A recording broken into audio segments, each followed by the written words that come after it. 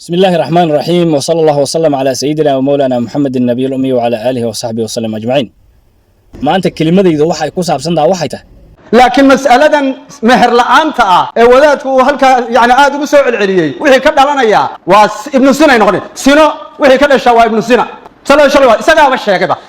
يعني محاضرات في سهر وكل شيء علماء كلامنا وين وذا قوان أو وين وذا شيء نقص علماء مسألة هذا صار سؤال الله مركب مسألة هذه ومسألة خطأ أو شيخ كذا على ما لنا هاي وأنا وين نصيحين دينتي أيو مال وقدعي زنا ذي أيو بني كمان هدي الله دونه أجنبي بكاتها ما أنا أمريكا تد ما أنا وقلمون كرتد ناقنا كوما معها والسنو وحي كل عذا سنوي بين بوشيء وحير بين بالله شيء ورك يجيب على جرجر والله الشيخ أو وحوي مسألة ودي بقول نقطعي الله اللي يريد مسألة هذه بوق بيدالسه هبين صدق هبين كهر ما أنت والله يلا باتن بشو سجالات بش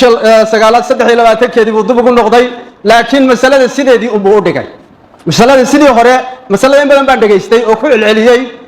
هذا يراته وحس بدل ولادكم السمين وحسن الربي ولادكم قول كسيور دقيقتون واحد شرط قاعدة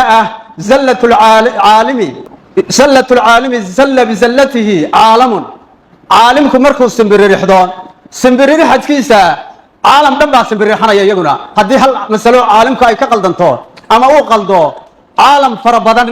أيام مركب وحوي هلاك سمية وركا إذا ما جرجرين بان السيدي وأهاب وي أنا وما أنا جرجرين عدي مركا يعني وحكم مغلي جرتي وركا نجاس وحي كديتين دعاية باسيدا يريبي تاجين دتك إلهي أبورتي والله بنوع قف أسجل لها جو سيدي حوله وكله للراعه أنت كلاحه أنت مر أنت كلاحه الله ده هو قف عقل كيس وكفلا أنا استعمال قول لها جو سيد دتك دمن وكله دتك قريبا مكسون تهاي من الله أولا أو دمن قيمنا أيون دمنين بمعنى أها وحيهين سيدي دت دمن وكله أو قف وسكهكته أو ريموت كنترول وأساق وهايو ماشو ده كله حنا ماشو ده مر ده هايو عقل جيس وسكوف النين أن فكري كرين أن تشنكرين كليا قف كاس وح ويري هذا ما هنا تطرطر وضدنا عاس ضدنا وحوي قف عقل إلهي سيي فكر هي وضدك إلهي وكذا مكلفك واجباتك أصارين شخصي أن راعينه حق راعه شيء حق أمرك الله شيء راعه لكن قف أن فير سنين قف كاس ميري ما يمورن أنا واحد ميله قف كاس ها ميري هوا أقوله كان ده هايو وقف كان صوش شيء حوله اللي إسكهجو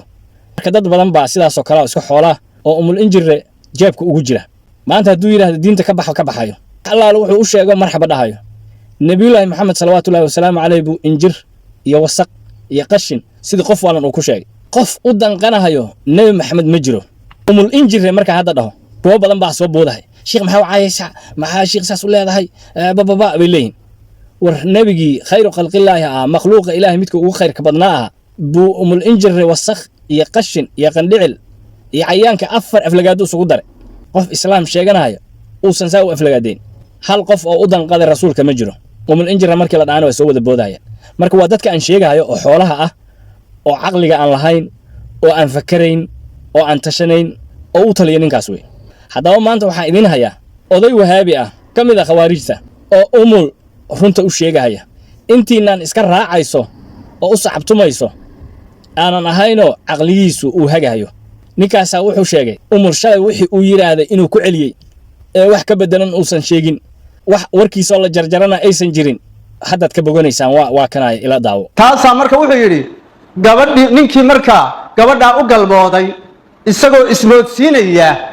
inay marka waxa way gabadhaasi xalaal u tahay gabadha isagoo moodayna xalaal mana mehersana buu yiri iyadoo aan gabadhaas meher ku dhicin ayuu u galmooday galmadaas wixii ka dhashay arinta hore horta waxay ahayd arin aan banaanayn maxaa ku geeyay buu yiri gabadh marka waxa weeyaan aan wali lagu meherin haday sadacday oo arintaasi ay dhacday wixii ka dhashay waa xalaal oo maxaa xalaaloobay ilma hadduu halka ka dhashaa lama oranayo waa garacay wuxuu loogu abtirinayaa aabihii dhalay baa loogu abtirinayaa hadda ninkaasi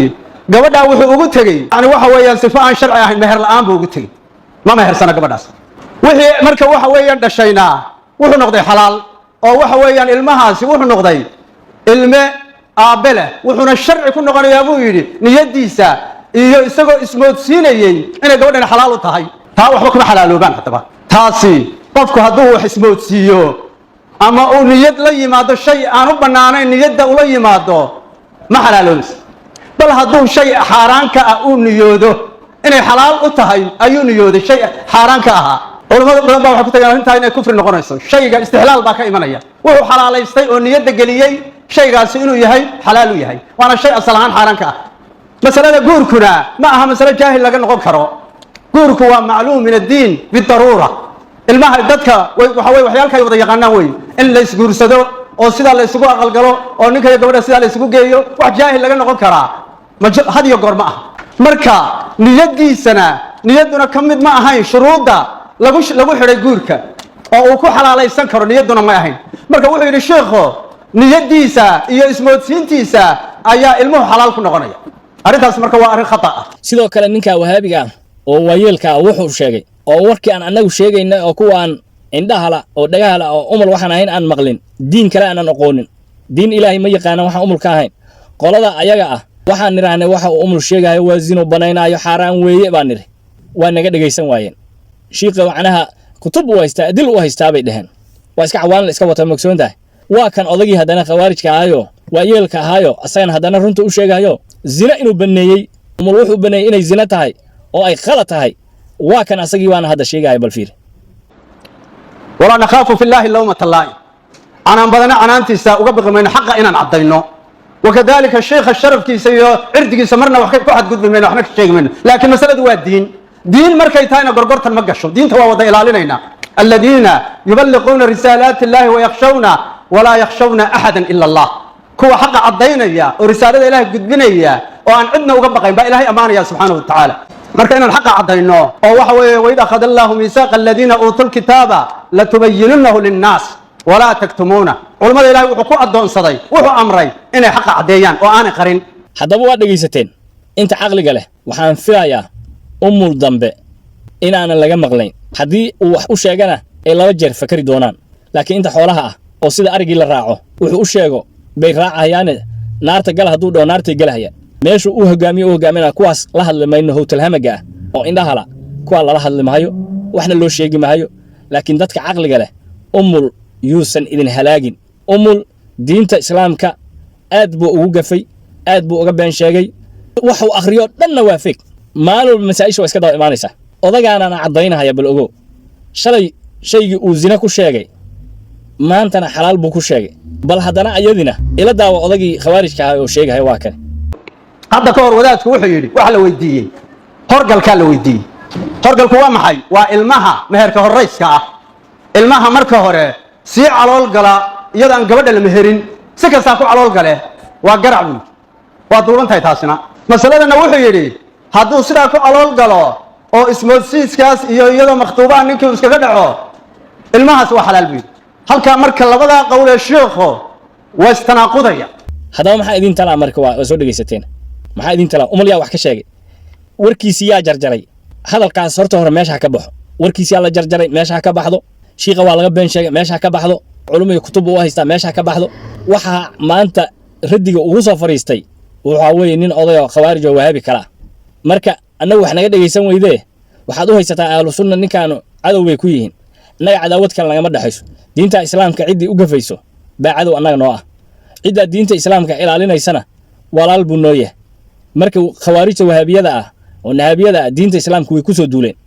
burburinteeda xumaynteeda waxaan ahayn ka shaqayn maayaan iyo ehelkeeda inay xumeeyaan marka intaasaan kusoo koobahayaa ha laga digtoonaada ninkaas hada wabillahi tawfiiq wassalaamu calaykum waraxmatullahi wabarakaatu